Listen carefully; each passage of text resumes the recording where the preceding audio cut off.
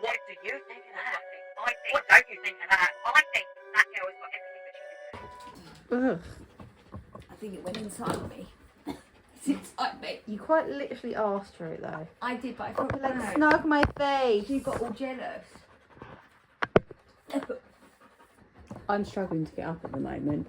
It's more I'm struggling I to. think it's because I don't have my routine right this second. Maybe I'm more struggling to have the where I'm not disturbed in my sleep and woken up. Do you know what I mean? Yeah. That's what is getting to me more at the minute. So in the morning I make him wait and then give him his food, and then in the evening I hand feed him. So every time he looks at me, he gets a. It's gross, but I want more acknowledgement. What? Why are you babying him like that? No, not babying him. I need him to look at Can me. he eat? Yes. So why are you doing that? So he looks at me and knows that that's where it all comes from. No, that's honestly, that's I looked it up and they were like, do that. Make him look at you, acknowledge you. I can Okay. still taste your dog inside me. I can't help you. Oh, and I've been looking at the pole things Poles. to feed him on. To lift the bowls. Oh, Yeah. I thought you said poles. Yeah, but it is on a pole, yours, isn't it? No? It's like on a stand. Yeah. It looks like a pole. Have you pressed play? Yeah. You haven't even plugged it in though. Ah, this. I was trying to sort this thing out. This. I don't know what I'm doing with it. It's just flopping. It's because it's on the edge. It's on the edge like me. It's like life at the moment. It's literally on the edge. Although I did enjoy it, babe. I think it's going to be a good read. I do enjoy it. I get right into that. Is where I found most of the stories for. And then I started reading the mother-in-law ones, and they were a bit out of control. There's some really good ones. On my one. Huh? On my one, what did you think of that? Beyond the Bump. Yeah, there were some random things on Yes. So some of them are boring. Standard. I'm struggling with breastfeeding. I Some quite of them like are out some of of- control. there. I quite, do you know, just because there was like I related to it, like there were feelings I felt too. I'm like that. Yeah, that I get you. Yeah. Same I here. hear you. Yeah, same here. Like, I could understand and relate. And I think as well, because we're both mothers, it's easier for us to relate to that. You made this worse.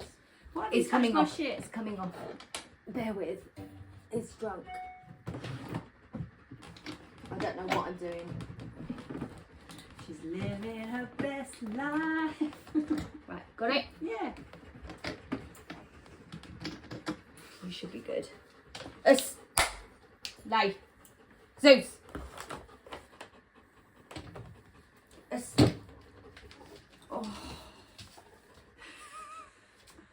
So Ellie got a puppy, a really big puppy. He's a horse. He is a German Shepherd Cross Malinois. He's got terrible manners outside. But I've had him, what is it, day 7? Day 7, and compared to day 1, he's incredible. So we are getting there. Do you see any improvement since you were last here? When were you last here? Monday. Saturday, wasn't it? Was it Saturday? Yeah, Saturday. Any improvements? No, it wasn't Saturday. It was Monday. Remember? Because I see you on was Saturday Monday. at the party. Yeah, I saw you Monday. Yeah. What do you think? He's like getting there? Yeah, he's a work in progress. Hattie, bed. He's a baby. Bed. Go lay down. Leave. Zeus! Leave it. Down. So good luck with today's podcast, people. Don't know if we're going to get through it. We'll be fine. Okay. We have to get a little water spray and spray him every time like he does something. Yeah, something wrong. Stop. That or a stun gun. Zap him. Right. Oh my god. Yeah. We're on week 2 of summer holidays and I haven't had my boys for the first 2 weeks and I don't know what day it is. It is Friday, the 1st of August. It's the Oh, first. pinch, No, punch, no, no. gently for No, the it's first. after 12. You can't do it.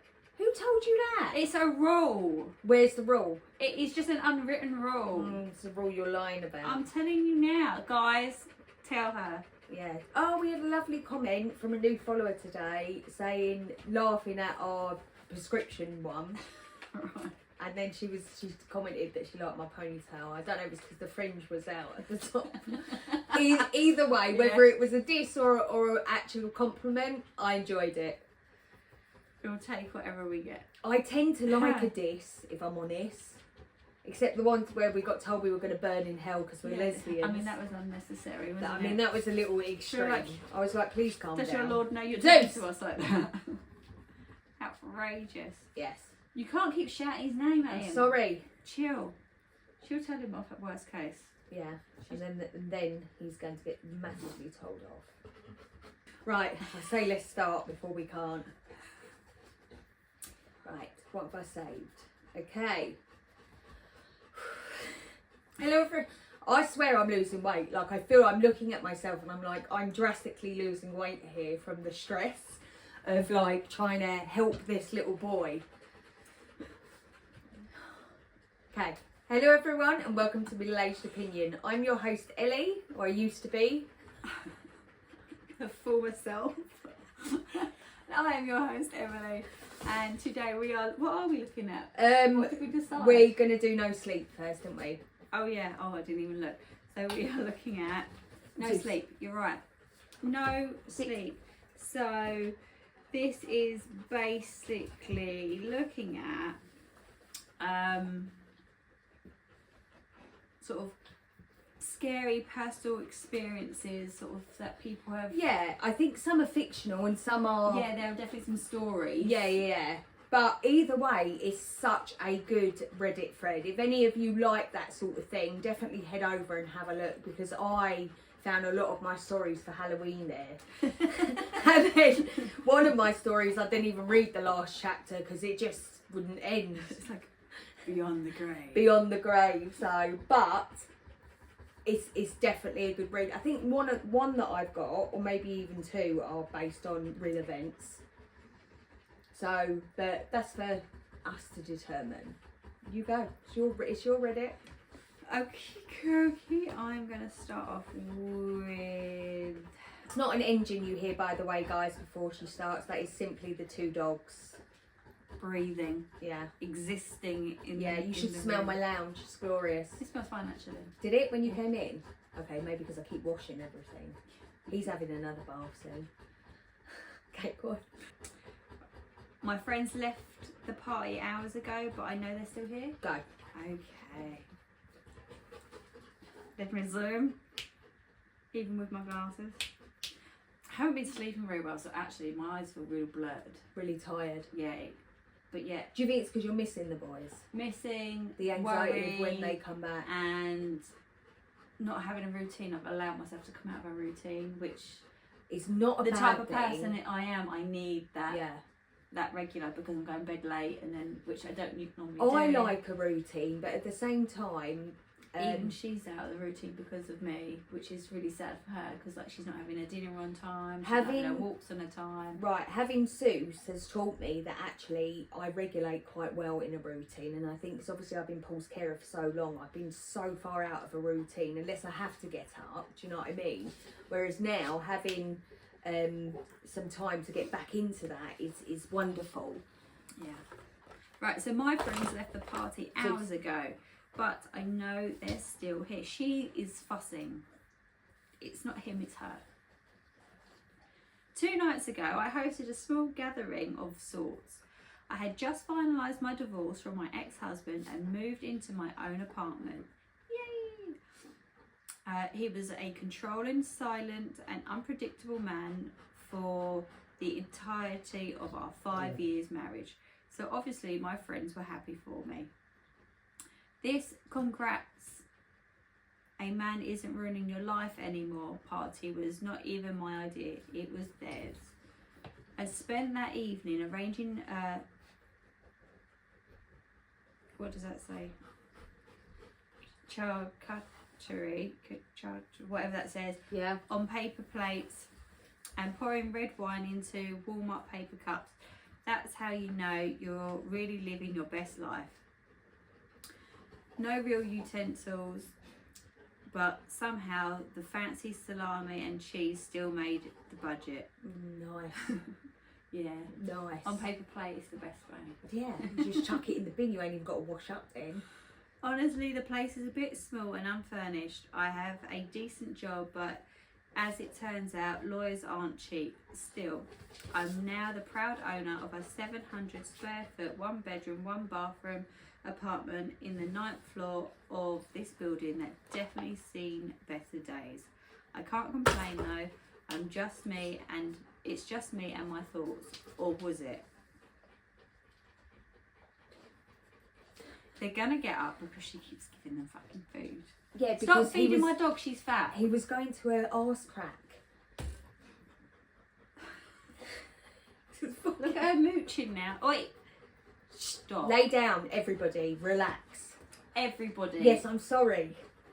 I know. All of that said, this place is empty. There's no comfort here. Not yet anyway. It doesn't feel like mine. I've been here for about 2 weeks and I haven't found the motivation to decorate or really to do anything at all. After getting myself ready and laying out a few blankets on the floor, the only seating option unless everyone wanted to pile into my sad little air mattress. Yes. Yeah. I took a deep breath and waited for people to arrive. I was excited. I swear I missed my friends. It felt like months since I'd had a real loving human contact. So glad you made it, I said to each of them as they walked through the door. We traded hugs and warm little reassurances. Good for you, girl. You're better off without him. I'm so jealous. I love to live on my own again. I love my friends, truly. Most of them are in stable, loving relationships. Sorry, I read that really funny. Yeah, it was like you were going to say unstable. Yeah, I was like, Yeah. I don't know what my head was trying to make me Yeah, say. he was trying to say unstable. Most of them are in stable, loving relationships. Many have children, some run small Etsy businesses that actually thrive. They are determined. They're indestructible monuments to motivation and determined women. I sound jealous because I am. I do not have enough pride to pretend that I'm not. The party was great. We laughed too loudly, drank too much cheap wine, and for a few hours it almost felt like nothing in my life had ever fallen apart. It's important to surround yourself with other women, the only people who can truly know you. Even if they don't fully understand what you've been through, their presence filled the empty corners of this space with something close to warmth. When they started leaving around 11 p.m, I felt a sudden aching sadness. We traded hugs and cheek kisses. I watched them disappear down the hallway one by one, then finished the last of the wine alone. That's when it all went wrong. Knock, knock, knock. Okay. The rattling door interrupted my sulking. I figured one of the girls had left something behind, a wallet, car keys. I scanned the room but didn't see anything obvious.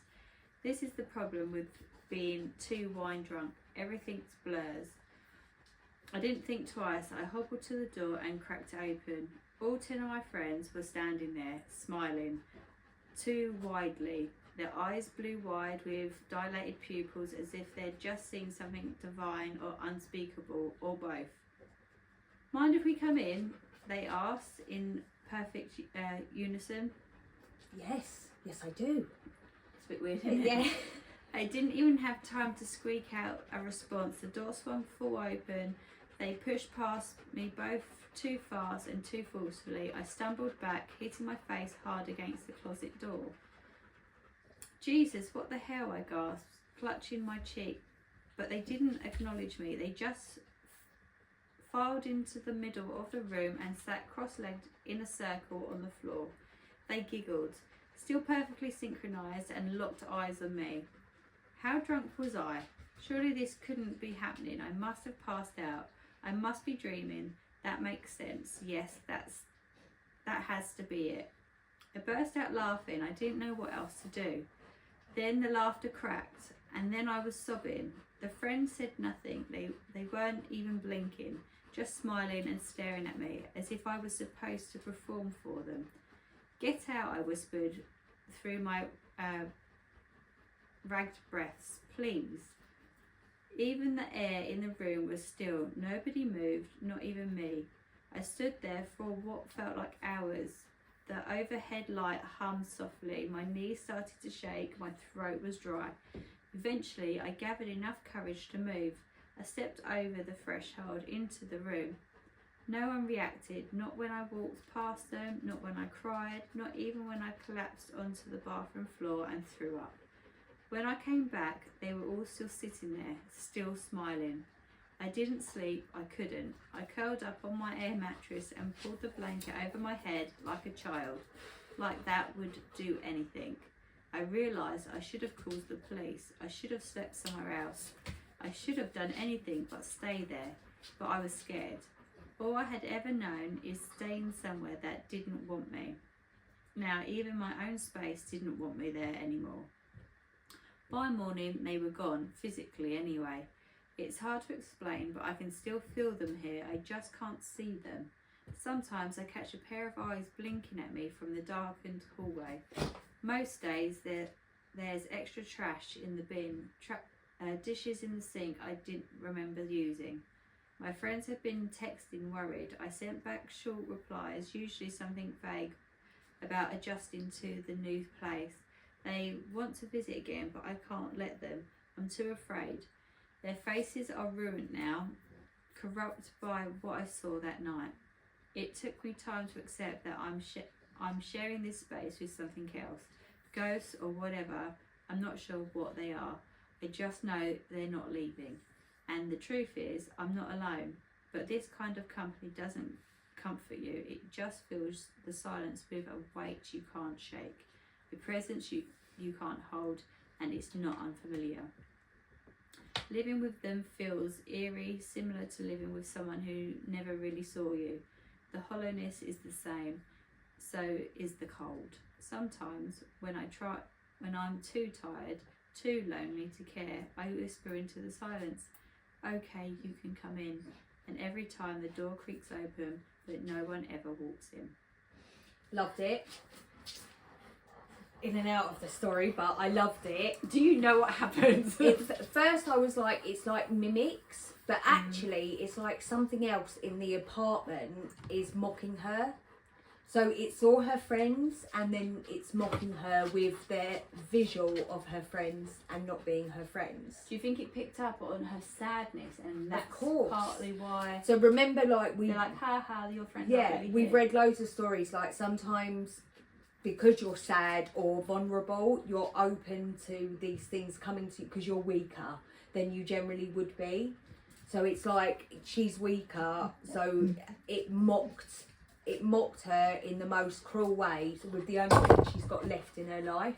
So now she's like, can I even trust my friends? Again, creating more doubt in her than would have been there before. But I loved it, other than my dickhead of a dog. He's fine. It's his first podcast. He's doing fine as long as he doesn't get excitable. That's when I stopped him, because I could see he wanted to play, and the answer's no. See? So hopefully he's going to go and lay back down. It's very curious, isn't he? What did you think of it? What do you think about what I just said? Yeah. That's sort of where I was like, it just seems really cruel, doesn't it? It Like, feels really This is her cruel. fresh start, and actually all you've done is made her still feel Of course, and although it's her fresh start, it's still sad. Do her you know what I mean? vulnerableness.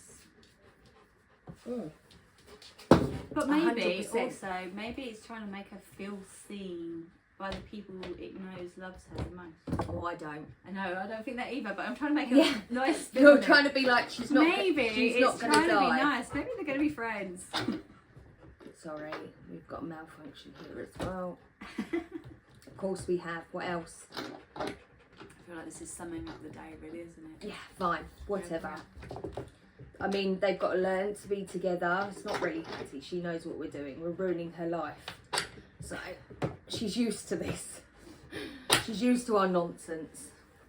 They just need to be, you know, really, Hattie, it's your fault I got a dog because your mum kept telling me I needed to get one for you. So it's all on you, bruv. Right, anyway, let's get into it before the next time I have to get up. Okay. Right, my organ donor was a serial killer. Sweet. Can you imagine that? I don't know what to do. I don't even know who I am anymore. There's something inside me and it's not mine. I can't sleep, I can't think, can't even look at myself anymore. There isn't some cry for help. This isn't fiction. This is me leaving a record, because if I lose everything, and God am I fucking close, I need someone to know the truth, because I should be dead. In some ways, I think I am. It started a year ago. I was 32, healthy, normal, working in a tyre factory. The days were long, the hours sucked, but I was alive. I had someone who loved me. I had a little apartment. I had a routine. And I had a heartbeat. Until I didn't. Cardiac arrest out of nowhere. No warning, no chest pain, just lights out, face down between two massive OTR tyres. The co-workers said that my lips were blue by the time that they got me. Paramedics shocked me 3 times on the floor. I flatlined. 6 minutes, no oxygen, no pulse. Then somehow I came back. I remember flashing, needles, screaming, a nurse crying, the voice of a doctor saying he shouldn't be here. But I was.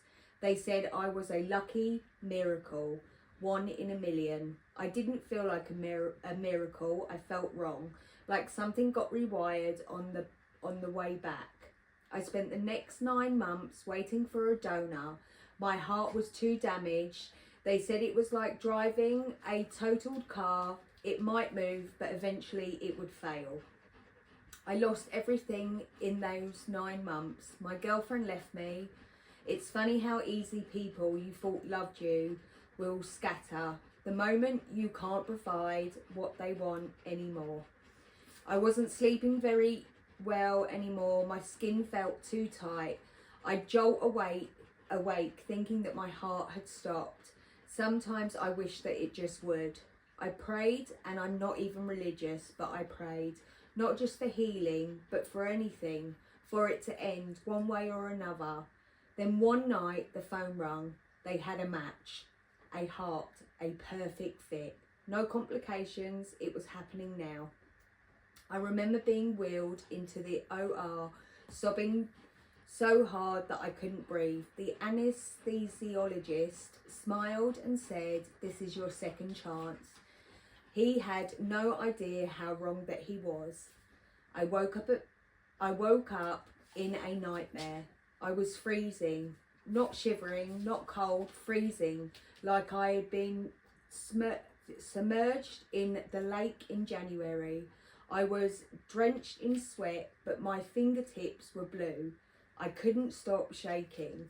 My jaw locked so tight from chattering, I cracked a molar. My chest ached, not from the incision, but from something cold behind my rib cage. Oh, for fuck's sake. Stop touching stuff. I only moved it. Alright, oh my god, I'm going home in a minute. I'm going home. Do not leave this in. This is not a funny moment. This is before Ellie has a full, complete mental health breakdown moment. Right, that's going to drop at some point, but I couldn't give a flying fuck. Okay. The nurse smiled. "It's the anaesthetic," she said. "It'll pass." It didn't. It never did. Even now, I'm always cold.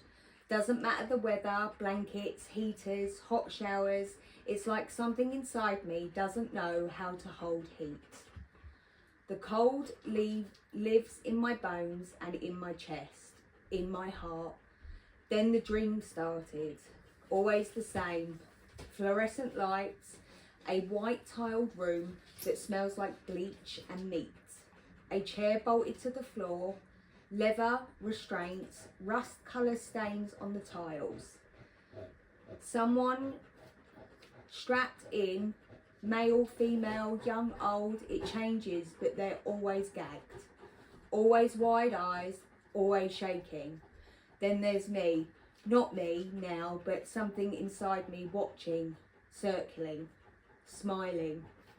There's no sound in my dream, just a horrible hum like electricity through concrete.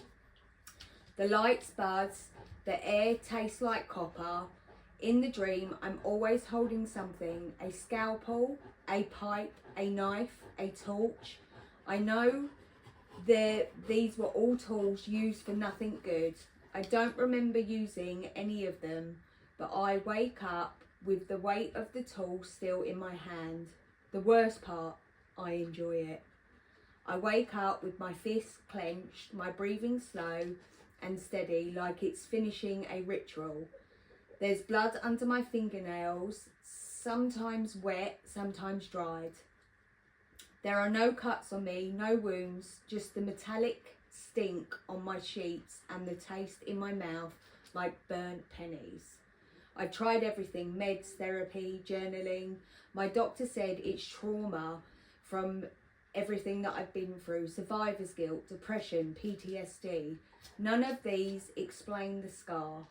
Not one across my chest, not the one across my chest that you expect. The one on the inside of my left forearm, a thin healed X, pale, smooth, years old.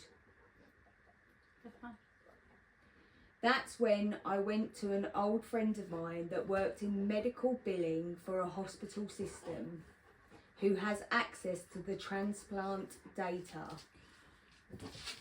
I begged him to find the name of my donor. He said it was sealed, but a bottle of bourbon and breakdown in his living room changed that. He pulled it up.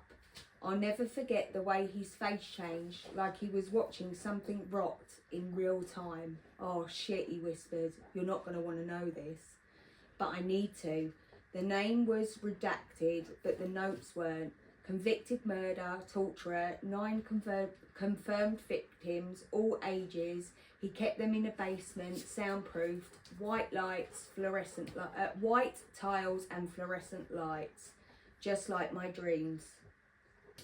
They said he turned himself in, no remorse, just walked into the police station and said, my work is complete.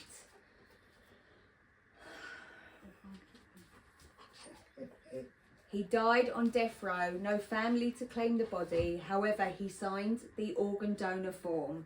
Things got worse after that. I started to black out.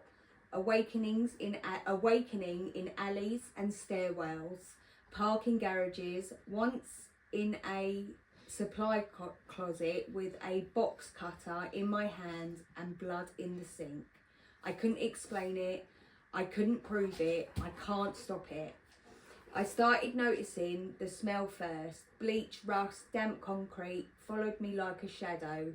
Then came the urges. I sat in my car outside grocery stores, just watching people, their routines, their vulnerability. I'd imagine what they'd sound like if they'd scream, what they'd look like if they started begging. One night I followed a woman for 7 blocks before I realised what I was doing. I was 2 steps from her building when I came to, fists clenched so tight that my nails left half moons in my palms. I ran and collapsed in the street, threw up in a gutter. I swore that I would never do it again. The next night I dreamt of her face. I went back to the hospital, found the surgeon who did the transplant, told him I needed the heart out. He smiled like I was joking. You're alive, he said. That heart saved you. No, it replaced me. Then came the worst night. I woke up in an empty bathtub, fully clothed. There was a knife on the edge of the tub. My hands were bloody, my clothes soaked in blood, my mouth tastes like iron, blood all over the floor. The blood wasn't mine. No report, no missing person, matching what I remembered. Maybe he's smarter now. Maybe he's learning through me. I haven't slept since. I don't think I can. He doesn't dream. He remembers. He relives. And now, so do I. Every scream, every second in the room, every flicker of the lights, I feel it. He's not a voice. He's a hallucination. He's not possessed me. He's beating inside me. I tried to resist, I really did, but he doesn't ask permission. Last night I picked up a knife again. This time I didn't drop it. This time my hands were steady, and for the first time in months I wasn't cold, not even a little. Stop. What do you think?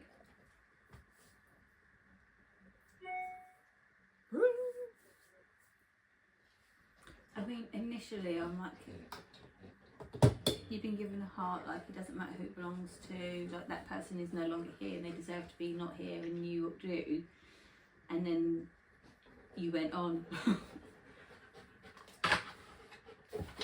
Is that even possible? Yes, so research does show that there are, the way that we are is down to the DNA, so the way that we're made. So that is pretty new, because there was a lot of cases of there would be someone get a transplant and then recall the way that the person died. Do you know what I mean? So it's like their DNA then combines with your DNA. So there are cases that show, yes, it can Where they can actually become part of, yes. what that other person. So the memories and everything that's happened to you is that deep that it's in your DNA. So there are documented cases of people remembering how they died or stuff like that. I mean, it's a risk you take. There's not loads, but there are definitely documented cases of people like this happened. I mean, that's scary, isn't it? Yeah, it is massively scary. And for you to be a match with that as well. The thing is, you know, To be a match, it'd have to be blood, right?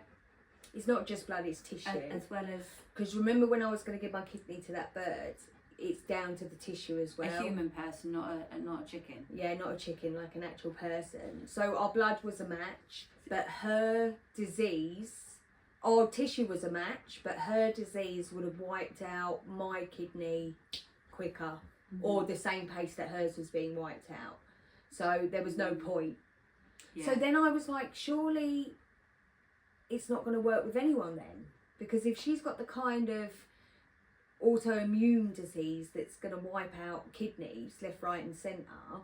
Yeah, so when you have an organ transplant, most of the time, if not all the time, you have to take medication with it as well. Yes. And it's like a forever thing, because Yes. your body, But will her try to. autoimmune doesn't work with medication. it's just she's gonna. She's fucked.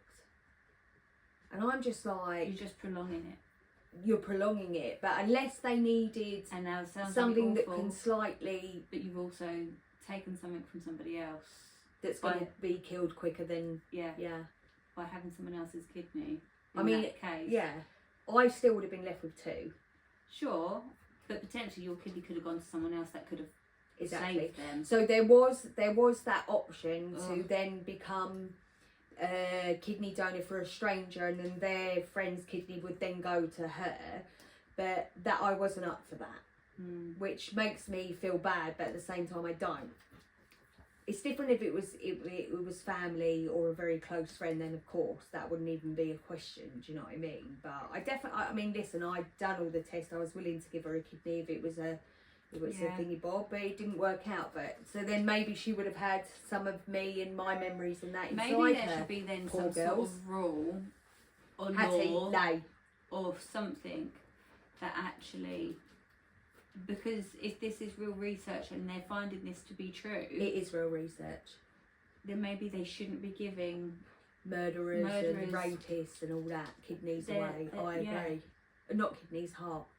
Because of course, a lot of this, like, so when something bad happens, Every you, piece of your you blood feel goes it. through your heart. Yeah, but you know, like when something, for example, when your dad was unwell, you would have felt that right there, like a pain. Yeah. So you are genetically, your DNA is feeling it, storing it, remembering it.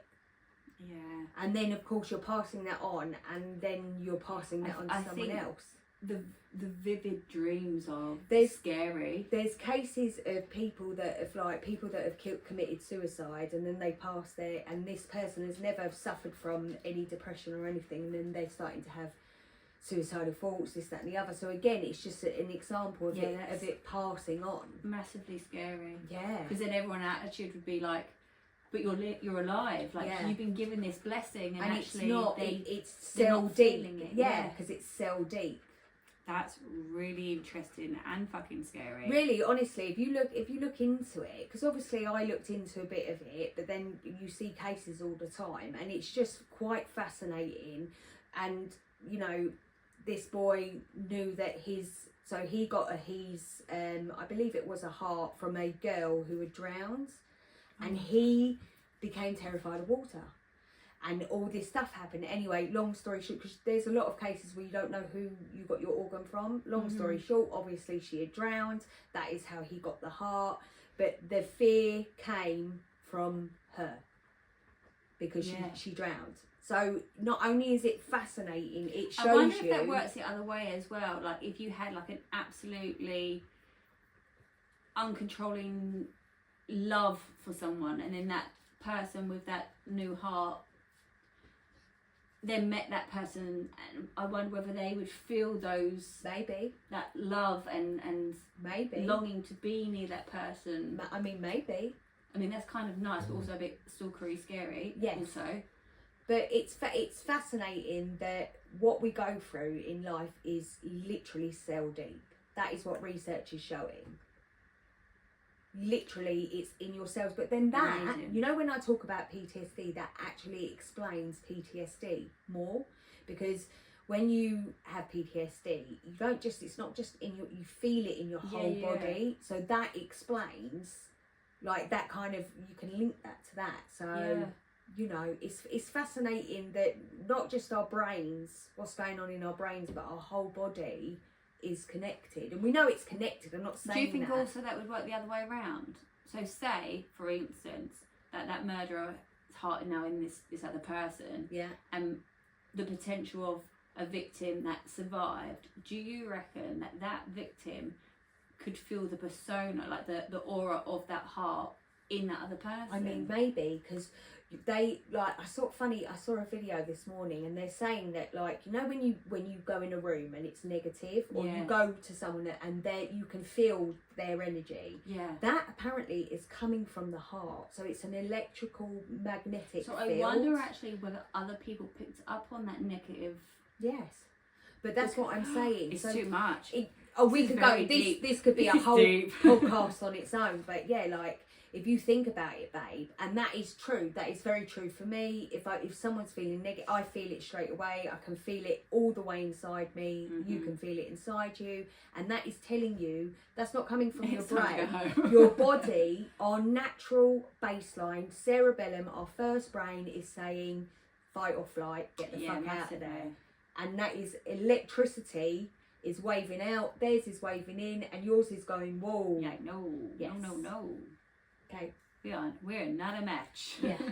Get the fuck away from me. Oh my god. But yeah, we could do a whole podcast on that. We could find some cases actually and talk about their experience after donor transplant. Let's make that a podcast. Do you know what? Also, I always see them. I'm sure a lot of people see them, but you know, like it'll be at like a wedding or a christening or something like that, and then like they've got a teddy bear with the heartbeat of the child that they've lost. Yes. But they donated, and then the person who had that donation to them then turns up, and it's like a whole thing. Yeah, it makes you And cry, yeah. makes you sob. Yeah, the fuck- yeah. like Even like me, that. yeah. I'm like, oh, it's so beautiful. Yeah. But is it now beautiful from what we've just said? Yes. Is that still beautiful? Yes, and it's beautiful because the person, like, if they, like, say someone that you love died, and then someone came to you feel like and I'm gave gonna you the pop. heartbeat, that is a beautiful thing, especially if you know that person is a beautiful person.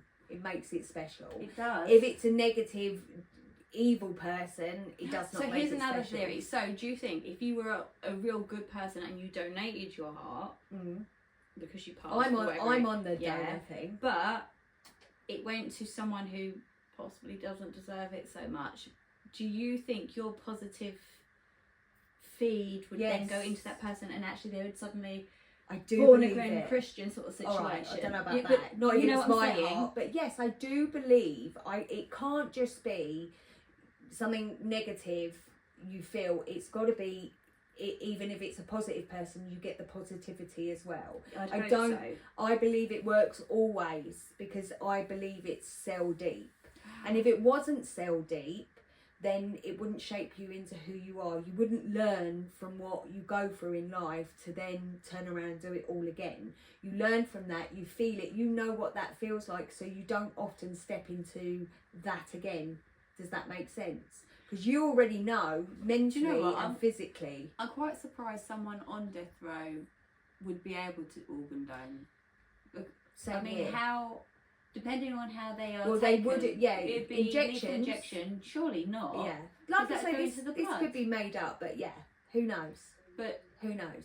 electrocution, that would kill your heart off straight. But like, I mean, I don't know. I have no idea. I don't know if it's a true story. Still, either way, is food Would for thought, I, isn't it? if I needed an organ, would I want, A bad person? No. No. but do I believe that the rest of my body, my cells, my brain would be enough to not turn into a monster? Right now, yes, I believe that. Can I be certain? No. How can you? Do you know what I mean? You don't know, because you don't know what is transferring into you, what memories, what's happened. Why am I now frightened of that? Why does that make me feel this way? So, fascinating. Mm-hmm. I'm like, keep going Oh before it my gets God. rowdy again. I think we should. We'll look at find fascinating cases and we will do a podcast, because that is a fascinating topic. Yeah, it is. Yeah, it is. Okay, moving on. The notes started appearing around my house. Have No, you I haven't got that one. Let's do that one. Is this a long one? Oh no, it's fine. It's fine. They're all long. They're all fucking long. Yeah. Okay, the notes started appearing around my house. Now they won't stop. Fair play. I woke up, rolled over and hit snooze on my alarm. 7:45 a.m. It read. The brightness blinded me, the digital sun flashing across my vision until I closed my eyes and my phone turned off. The headache was insufferable. Shit, I muttered. I was late for class again. My roommates had all moved out and I was looking for potential people to move in. The place was getting too expensive to pay each month and a new roommate would have helped drastically. I painstakingly got out of bed and slipped on my indoor shoes, an old pair of worn and scarred slippers. Oh no. The red they once were. Yeah. The red they once were fading and appearing more washed pink than anything resembling the strawberry tint they once glowed. Dragging my feet across the puke-stained carpet and down the stairs to the first floor, I reached for a mug and placed it underneath the coffee maker's nozzle. I know. Just going to leave the puke there. Do you just like that? Ugh. Yeah. Puke-stained carpet. Bruv. Clean that Get a up. cloth. A note was stuck to the top of the silver machine. I hadn't remembered seeing it before. I picked it up and read with no hesitation. Careful, smiley face. I stood for minutes just staring at the note, forgetting I had pressed the pour button before reading. The purely black liquid dripped from the mug onto my hand and I dropped the note as it burnt me, also spilling onto the note. I watched it disintegrate in front of my cup in sugarless, milkless coffee. I shrugged it off, probably drunkenly placed it there as I had gotten extremely hungover the previous night, Sunday. I went about my day, not thinking about the note I had found earlier. and I shrugged it off completely. Until the next day. Another note, this time on my lap. You shouldn't know, is what it read. I froze, to the point of shivering. Looking like a deer blinded in headlights, the text was underlined furiously. What would you do if you found notes in your home that you didn't place? I had nobody to turn to. I jumped up and started pacing around my house, checking every place someone or something could be. There were no signs of any intrusion. The doors were locked, the windows too, and the attic was even shut. Not that anyone would be able to get through it anyway. It was high up, and if you had dropped down, they would have been visible signs, damage to the floor. Fuck, I even checked my closet like you would if you were a child, scared of monsters. Except I was an adult, and I knew there were no monsters in this world. No amount of checking would bring anything up. There generally was nothing. Throughout the day, during lecture and at work, that note crept up in my mind like an unwanted memory from too long ago. An uninvited guest just showing up at the worst time, at your worst time. Truthfully, it spooked me. I tossed and turned at night in my bed like angst had taken over my entire body, waiting for something to happen, until nothing did. I fell asleep. I woke up before my alarm even went off. It was 5:45 a.m. I clicked on my lap, and as I did, there was a note on the switch. You checked. Is this a game? I thought, mentally grasping at straws, trying to explain to myself why it was happening, just like I did the previous night. I went through everything, this time the living room carpet. It was stepped muddy. The green carpet resembled a grass patch right after rain, dirty and a stain in an otherwise perfectly clean house and room. Like a reject standing out in a busy crowd, an outliner amongst the norm. A note against the fridge, like a mother would when you were younger. You never learn. What the fuck, I muttered. Why was this happening? I couldn't take this anymore. I tore my house apart. My furniture was knocked over, plates shattered, the broken porcelain covered the ground like sea over sand during high tide. I went back to sleep, and the notes were gone. Everything was fine. I had no lectures and took off work that day. Figured I deserved a break. For once in this never-ending week, a repetitive cycle, it crushed me, though I would never admit it. The following day, my room was covered in notes, all stuck to the wall. Scribbles small but so much. I stood up, shaking, into my bathroom. The notes on the mirror, all the same. You did this. You must face it. I hit the mirror. My hands bled, a dry, dark red substance running all over my shaking hands as they trembled from pain. Inside, another note. Meds, 9. I started. They must have forgotten. 9 p.m. So either she's hallucinating and writing herself the notes. I mean, that's what it's giving. I mean, the story is giving you are ill and you're doing this really yourself. Meds 9, like 9 a.m. Like, yeah. Yeah, so I think she's hallucinating, right? Because I've never heard like of any spirits leaving notes. Except Annabelle, who was like, I don't know, so it was Currently missing. Literally, that was part of the whole film. Was like the first house she kept leaving notes. But in general, I think she's writing herself the notes, and I think she's ill. You should have got the meds. like super fucking ill. That's what the story's giving to me anyway.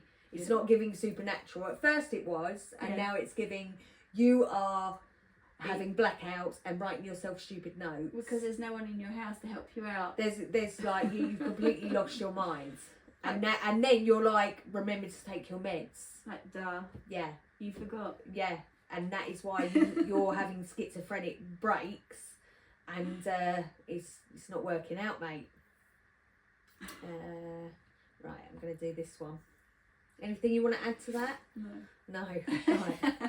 I am a carpenter, and I don't think I'll be continuing the profession after what happened.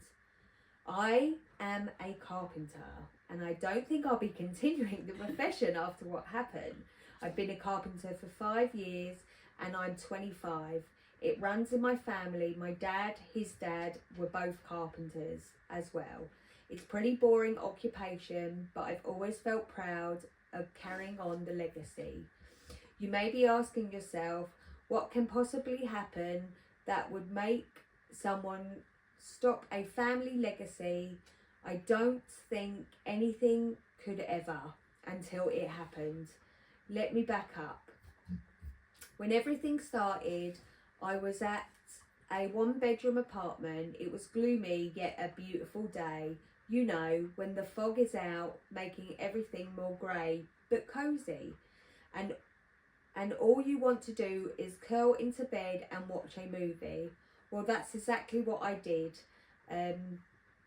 Until I got a call, and his name was Glenn.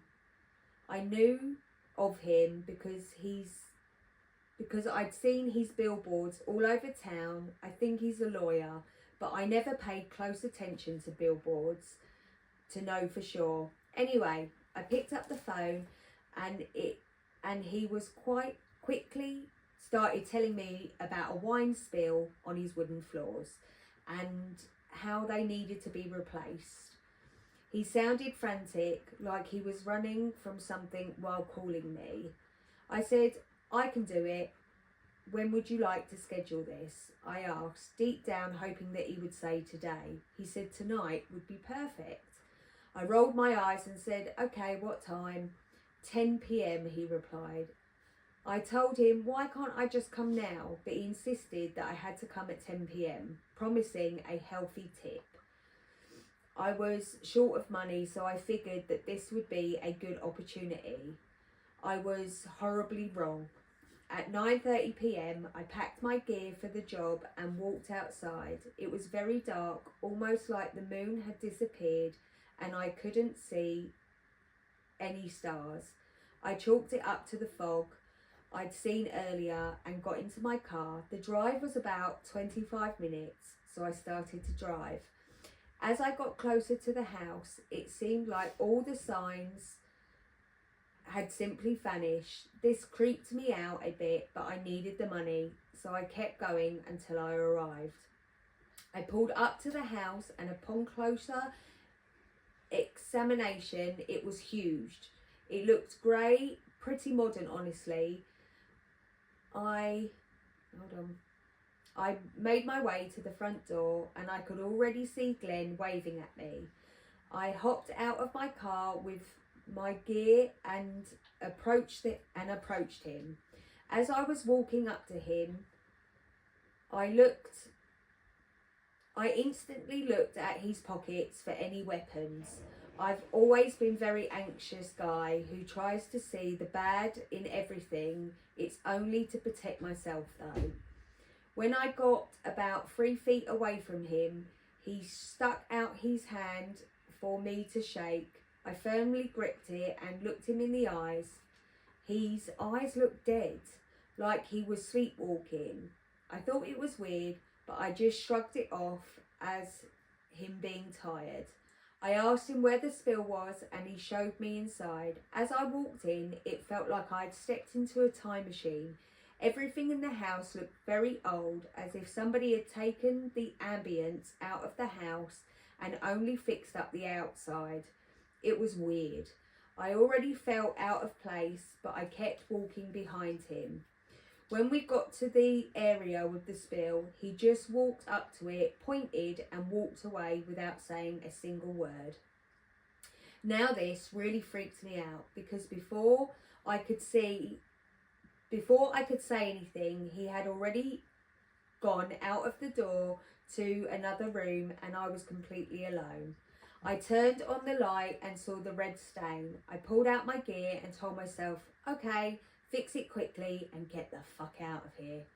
I wasn't trying to stay long, but before I started, I decided to take a quick look around the room. The walls, what used to be white, were now yellow.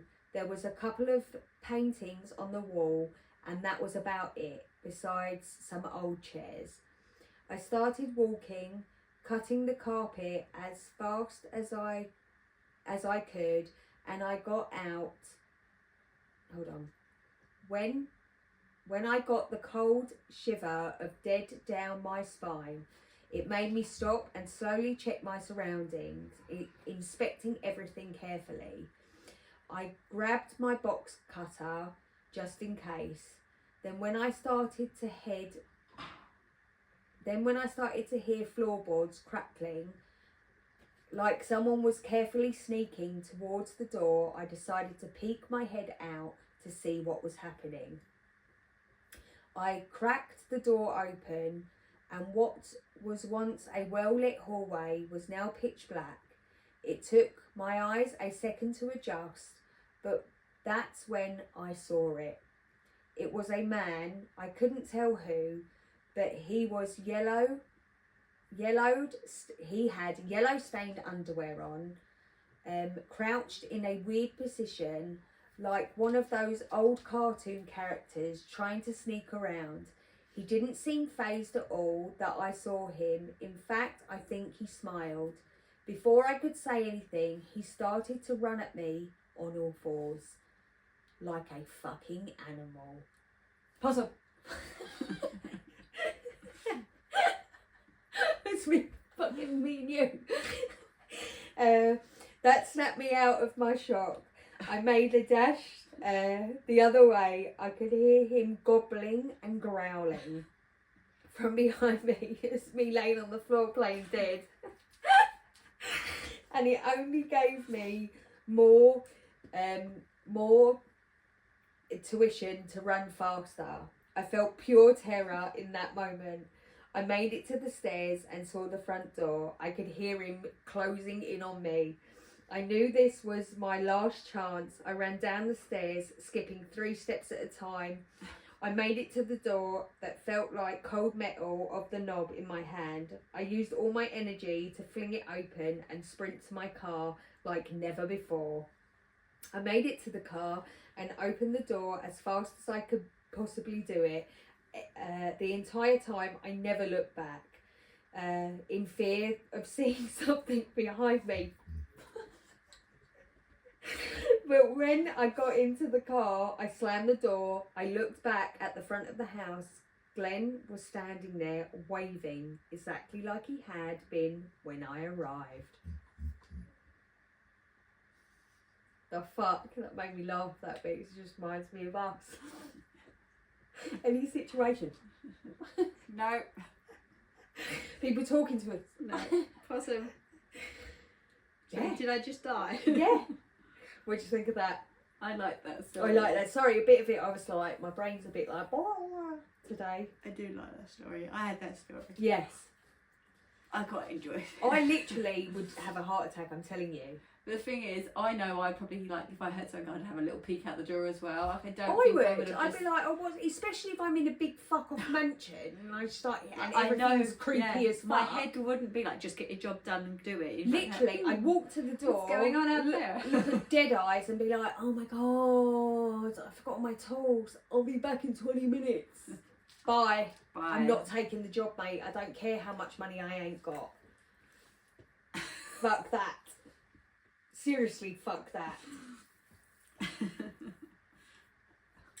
Over to you. Okay. I think my mattress is alive. Fair play. Wish mine was alive. You might not. Okay. Sometimes at night I can feel my mattress breathing. Okay, no, I don't. No, I ain't got time for that. It's busy. I know how that sounds, like some sleepy I'll say the word Paralysis. paralysis. Okay. Sleep paralysis. Paralysis. There you go. Like you some got it. sleep paralysis thing. Or maybe a rodent problem, but I swear it's real.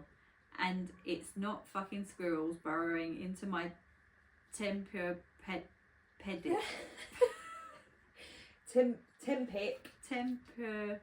Tempur-Pedic. Yeah. It's the Mac brand, isn't it? Yeah, Mattress yeah. brand. I've checked. I even unzipped the bottom cover with a flashlight once and nearly cried from relief when I saw nothing. But that was weeks ago. Things have changed. Let's go back to the beginning when I first thought I was going insane. It was a regular Saturday night. I'm a boring person. I had a glass of high percentage wine and a horror novel. The wine makes it more immersive, numbs you just enough to let the story crawl in a bit deeper. The book was nothing groundbreaking, classic someone's living in your attic type of deal. I was finding it kind of dull, honestly. The wine tasted sharp, almost metallic. I winced every time I swallowed. Didn't stop me though. I don't drink for the taste. Fair play. I drink to get drunk. Same here. I closed my balcony door, did the usual hygiene stuff and got into bed on freshly washed sheets. I changed them out of guilt after reading some article about how often you're supposed to wash them. Spoiler, way more than I do. Most importantly, there was nothing weird, nothing lurking, nothing strange about the mattress, the room, the night. I fell asleep easy. Then the movements started. At first I thought I was dreaming. You know that slow, sloshy feeling when you roll onto a bad mattress? It was like that, except it didn't stop. It kept going. Rhythmic, slow, like a heartbeat. I remember lying there, eyes closed, thinking, is this what a waterbed feels like? Except I don't own a waterbed. I brought it up to my doctor. She chalked it up as hypnagogic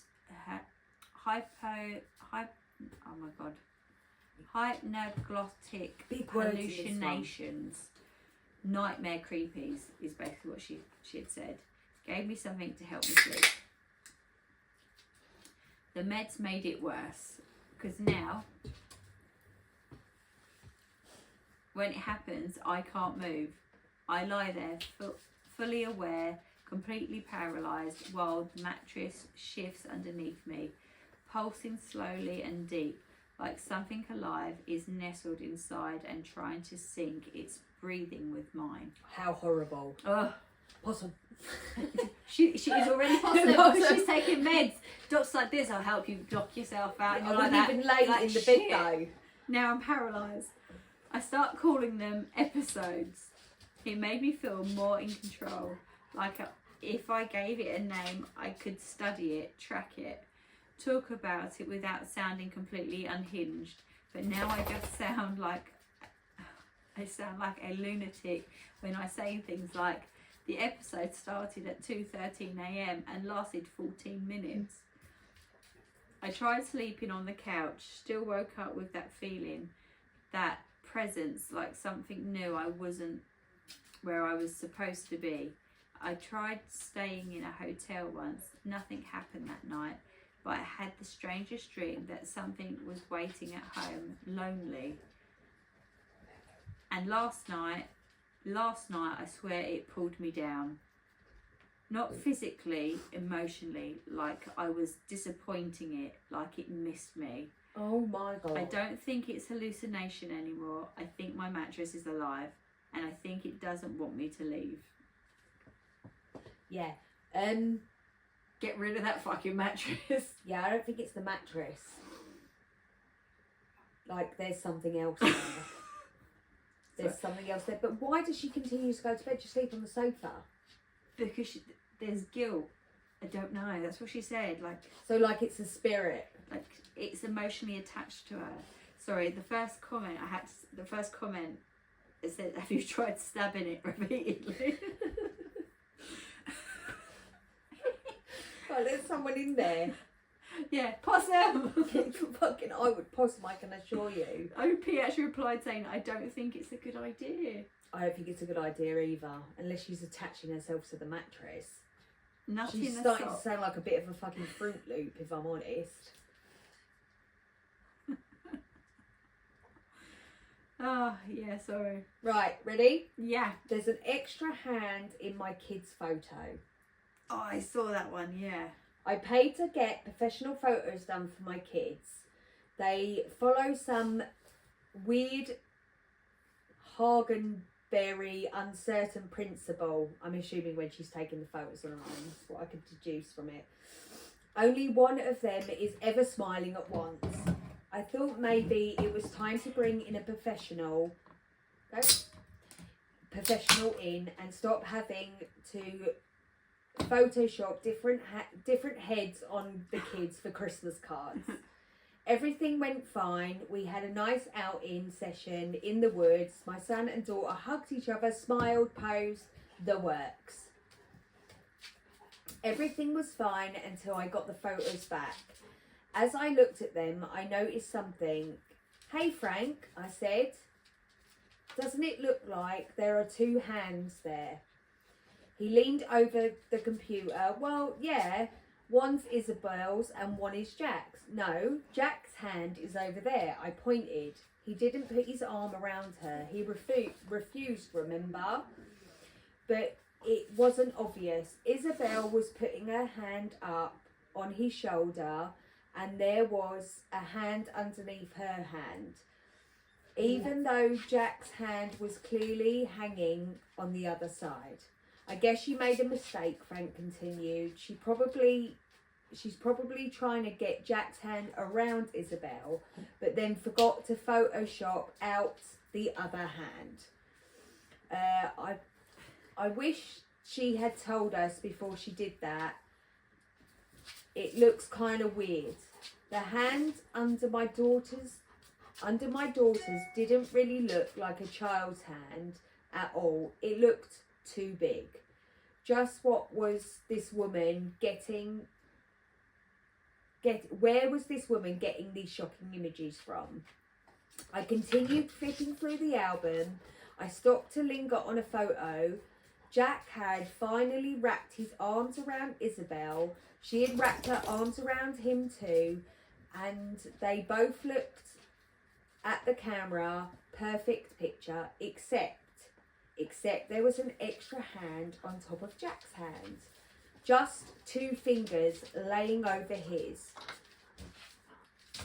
I wouldn't have even noticed if I hadn't have seen the first hand.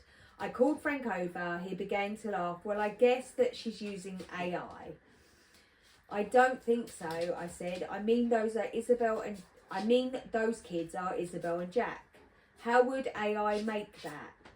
"No, there are things that AI can do now where you can upload a picture and tell it to do things, like make it a LinkedIn picture, remove the background, etc. "That's a big privacy violation," I said. My heart started to pound. I don't want their pictures in the system. I called her up. I probably should have given her a chance and the benefit of the doubt, but I was so angry by this point that I started yelling, "You have no right to upload our pictures to AI," I told her. She sounded near to tears. I didn't do it, I swear, please, don't write a bad review on me." Then she paused. "Wait, I can prove it to you." The photographer came over an hour later. She showed us the original file on her computer. She showed them on her camera screen in the originals. I saw the extra hand under Isabel's hand and the extra fingers on top of Jack. She could be faking it, but she seemed sincere. When she left, I felt even more confused. I flipped through the photographs again, stared at the extra hand and had to be AI. It had to be. We finally put the kids to bed. Frank and I relaxed in front of the TV. It's just weird, I said, unable to let it go. I know. An hour later, I went up to check on the kids and froze. Isabel was, as usual, sprawled across her bed in a chaotic fashion, her hand hanging over the edge of the bed. Coming up from underneath the bed, there was another hand, holding hers. I screamed and flicked the light on. There was nothing there. Frank came running. I told him about it and he burst out laughing. You're going to start having nightmares about these things, he chuckled. As he got on his knees and checked under the bed, then the closet, and then Jack's closet and bed. There was nothing there, of course, nothing at all. I couldn't sleep that night. I kept checking. Stop! I kept checking on the kids. I kept thinking about hands attached to things under the bed, hands attached to serial killers breaking into my home, hands attached to nothing at all, going across the carpet like spiders. I finally fell asleep, but I woke up at 3 a.m. As I shook off the fog from the sleep, the first thing I noticed was Frank's hand holding mine, something he never did when we slept. I turned over, backwards and forwards, and it took me a second to realise that the hand attached to mine wasn't Frank's at all. I screamed, and the thing seemed to disappear in the shadows of the covers.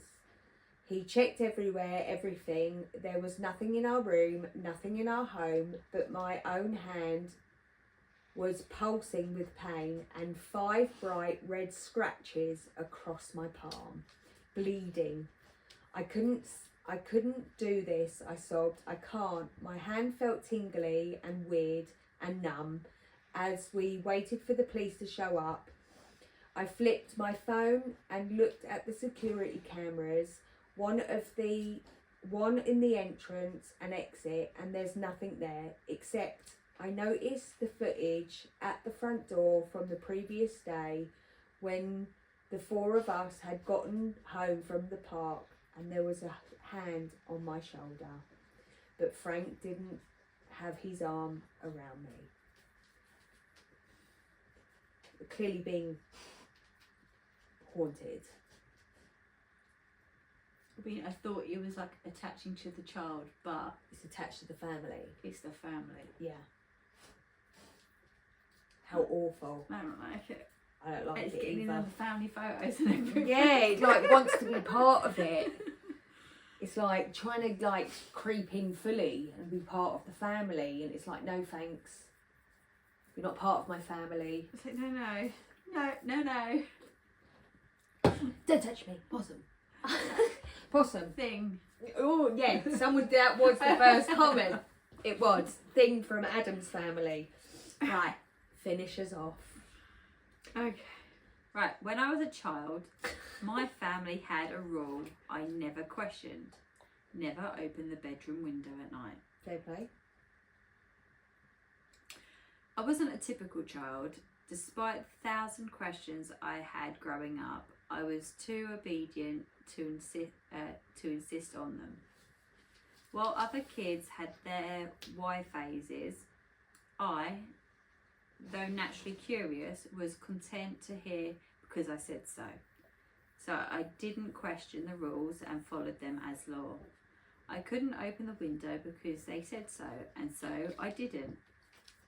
But the questions I didn't ask fought with the theories and stories I made up in my mind.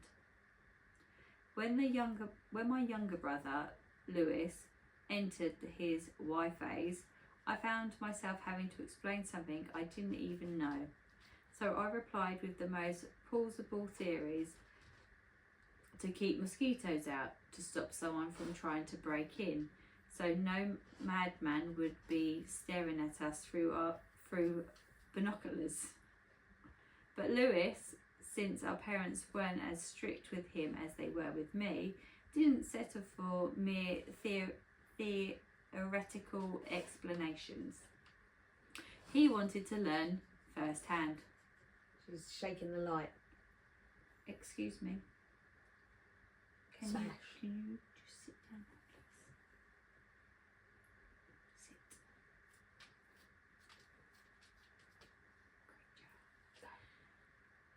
He wanted to learn firsthand. What if the house catches fire and we need to jump out the window? He once asked our father.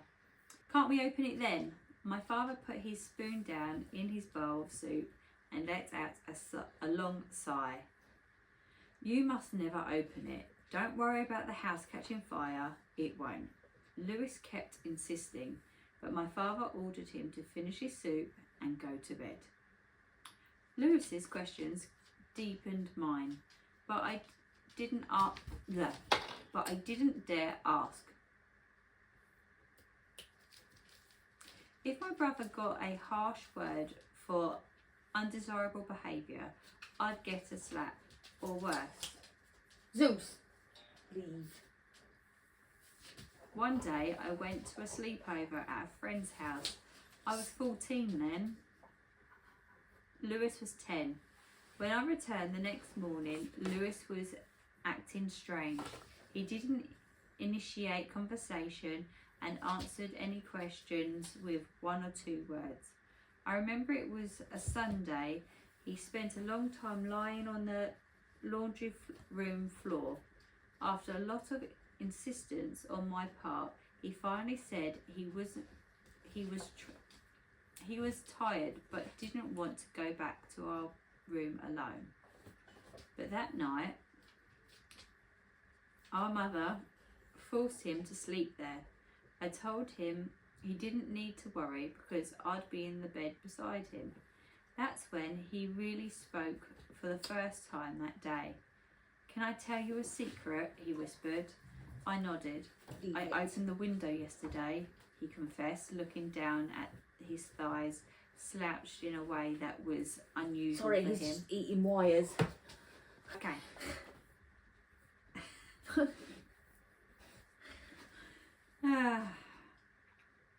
I'm done. I've lost where I am now. He confessed, yeah. My curiosity overcome the fear and obedience I had towards our parents. I learned in toward my brother, barely able to hide my excitement and uncovering the mystery. What happened? I asked, probably too loud and too fast. It took a while to answer. Nothing really happened. I mean, it did and it didn't, because I didn't see anything, but I felt my heart pounding hard and I got so cold I thought I was going to die. That sounds like anxiety, I said, but it's not just that, he insisted. I think there's something in here. I think I let it in. Let who in? I don't know, but it's here. It's in here with us. You don't believe in ghosts, do you? I asked, unable to hide my sceptical disappointment. I don't know, but they whisper when we're almost asleep. I don't know what they want, but they were speaking into my ear. I told Lewis to relax, that he was just feeling guilty for disobeying our parents and was making up nightmares in his head. He didn't believe me, but he laid down. Though his eyes stayed wide open, I went to sleep. But just as I was about to drift off, I heard a whisper. An unintelligible. I turned, imagining to find Lewis standing beside my bed, but I saw his shape on the other side of the room, lying down, motionless. I told myself it was just scared. I was just scared because of Lucius. Definitely not him. I told myself I was just scared because of Lewis's fear. I turned to the side and tried to sleep again. I woke up gasping, choking, desperate for air that was too rough to calm my lungs. I heard the voices again, tangled, incomprehensible. The hair on my body stood on end. What if Lewis was right? What if something did come in through the window? What if that's what our parents were trying to keep out? From that moment on, our childhood became increasingly strange, filled with events that always bordered on the supernatural but still left me unsure. We were constantly hearing things when we were in our room, only being able to understand one or two words of the whispering. Never enough for anything to make sense. We'd see silhouettes, feel suddenly cold in the summer, hear scratching or footsteps. All that could be attributed to our anxious imaginations. We never told our parents about opening the window. That'd only get us into further trouble. I keep telling Lewis that there is nothing really hurting us, so we should suck it up and live with it. But sometimes even our parents would comment on how scared we looked, how stressed we were. Still, they'd sound more annoyed than concerned. Sometimes when we were too scared to stay in that room, we'd sleep in the living room floor. I'd have to get up before my parents though, as I was scared they'd be suspicious if they saw us sleeping there.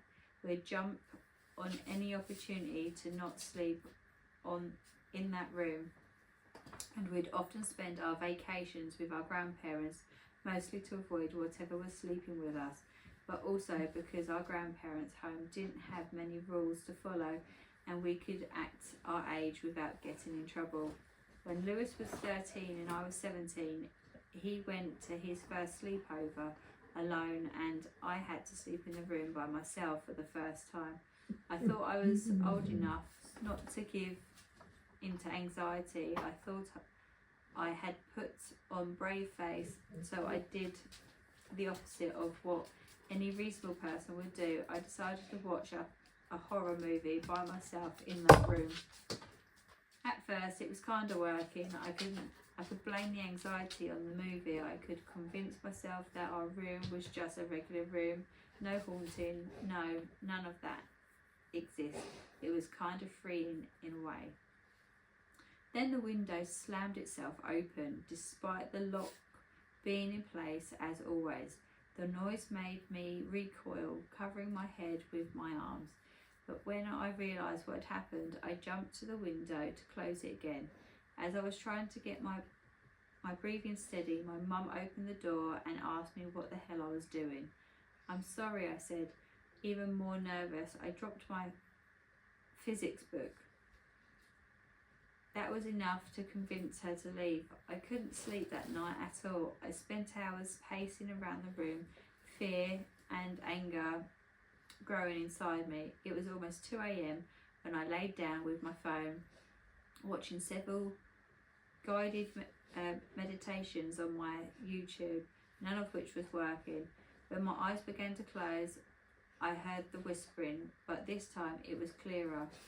"Her fault. Trapped here. Let me out. Kill her." I jumped out of my bed, shivering, sweating cold, and started pacing around again. I was convinced I was going to lose my mind that night, but when morning came, I left the room and forced myself to act normal as I could. I never told anyone what I thought I heard, not even Lewis. Anxiety and fear followed us until we moved out. I still have questions I can't bring myself to ask, and now Lewis doesn't ask questions anymore either. In fact, we never talk about it, but sometimes I feel like I'm going to lose my mind if I don't find out what it was in that room and what came in through the window, and most importantly, why it was there in the first place. The weirdest thing is that it came in via just that window. No other opening in the entire house, but just that window. Like it's got something to do with the window itself. The room? Maybe, but then surely it could come in another entrance and get into the room. That's a very strange part of the story. I enjoyed the story, but I'm just saying, like, the whole attachment to the window, don't open that specific window, but any other window or door is a go. Yeah.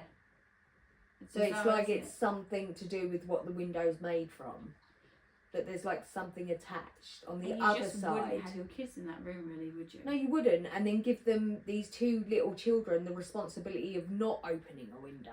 I mean, what if it was hot? What if there was a fire?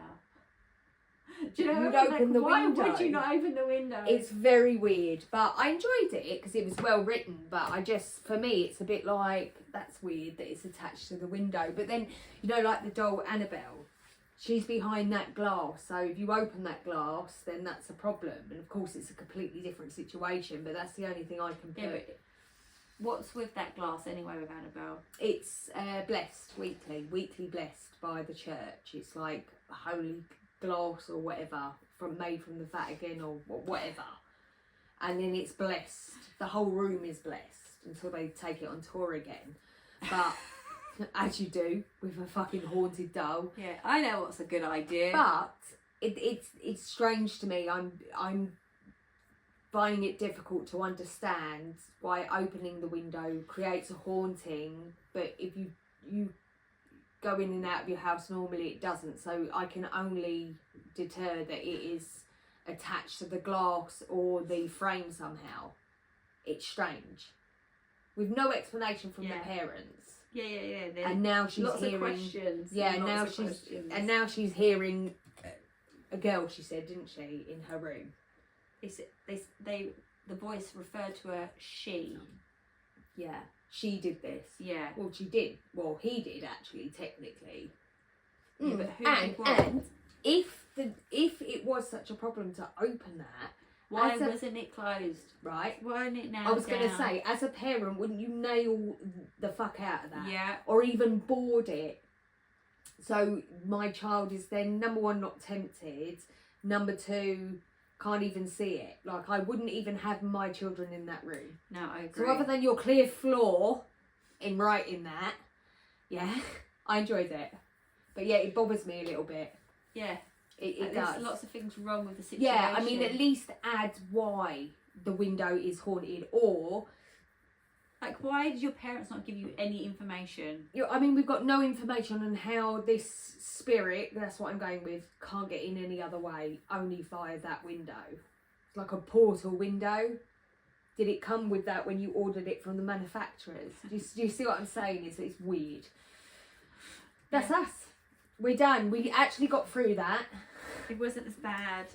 as what you imagined. No, I mean, you need to chill out. I do, They're and I alright. have been. I just don't want them to get... Yeah, they were okay. I want them to know that indoors is rest, outdoors you can play, and I'm going to let them play now. You Right. can't look at that one. Yeah, you can't look at her because she thinks it's all it's like the Hattie show. Hey, what are you doing? Look, here comes the other one. What are you doing? What are you doing? Yeah, alright, stop. Right, we're going. Right, Peace. like, follow, subscribe. And I need a pee. And she needs to pee, obviously. Wow. What do you think of that? I think. What don't you think of that? I think that girl has got everything that